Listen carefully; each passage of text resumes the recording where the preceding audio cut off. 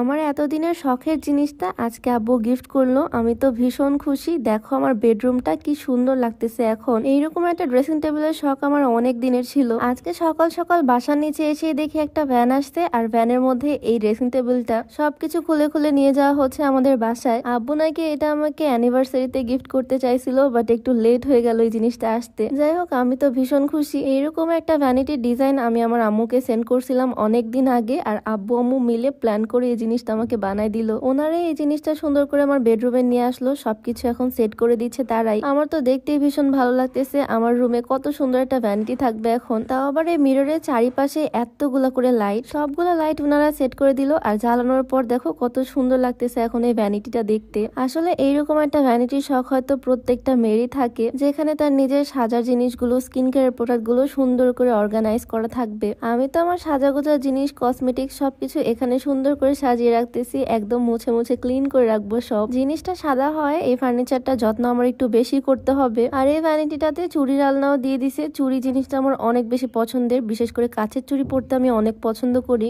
একদম 1-1.5 ঘন্টা লাগলো পুরাটা আমার গোছাতে। আমার খুবই খুশি লাগতেছে এই জিনিসটা পেয়ে। অনেকগুলো ড্রয়ার আছে এখানে, আমার সব জিনিস আমি এখানে সুন্দর করে সাজিয়ে রাখতে পারবো। আব্বুকে অনেক অনেক থ্যাংক ইউ এত সুন্দর একটা জিনিস গিফট করার জন্য। প্রায় 1-1.5 ঘন্টা ধরে এই ভ্যানিটিটা গোছালাম। এখন তো দেখতে অনেক বেশি সুন্দর লাগতেছে, কিন্তু এই ভ্যানিটি গোছাতে গিয়ে আমার বিছানার অবস্থা একদম 12টা বেজে গেছে। কি আর করার, গোছাতে যখন শুরু করছি সবকিছুই সুন্দর করে গোছাবো, বেডরুমটাকে সুন্দর করে সাজাবো। আমার খাটটাও কিন্তু একদমই নতুন, কয়েকদিন হলোই আনা হয়েছে। আগের থেকে দেখতে এখন আমার বেডরুমটাকে অনেক বেশি সুন্দর লাগতেছে। আসলে নিজের থাকার ঘরটা, বেডরুম সুন্দর থাকলে নিজের মনটা অনেক বেশি ভালো লাগে। বেডটাকেও সুন্দর করে ক্লিন করব, নতুন বেডশিট পারবো। জিও টেক্স বিডি থেকে আমি নতুন একটা কমফোর্টার সেট নিছি। এই শীতে আমার অনেকগুলো কমফোর্টার নেওয়া হয়েছে। এই কমফোর্টার ইউজ করার পর আমাদের বাসায় লেপ কম্বল কিছু ইউজ করা হয় না, বাসার সবাই আমরা কমফোর্টারই ইউজ করি। বিছানাটাকে সুন্দর করে পরিষ্কার করে আমি বেডশিটটা পারতেছি। এই বেডশিটটাও অনেক বেশি লং, মানে একদম বিশাল বড় সাইজের। এটার মাপ যদি বলি, এটা হচ্ছে 7.5 ফিট বাই 8 ফিট। বিশাল বড় এই কিং সাইজের বেডশিটটার সাথে বালিশের কভার, কোল বালিশের কভার, কমফোর্টার, মানে সবকিছু একটা সেট। কাপড়ের কোয়ালিটিও খুবই ভালো, জিওটেক্স বিডি থেকে নেওয়া। আর এই কালারটা আমার খুব ভালো লাগছে। তাদের পেজে যদিও আরো অনেক রকমের ডিজাইন কালার তোমরা পাবা, পেজটা আমি ক্যাপশনে মেনশন করে দিব।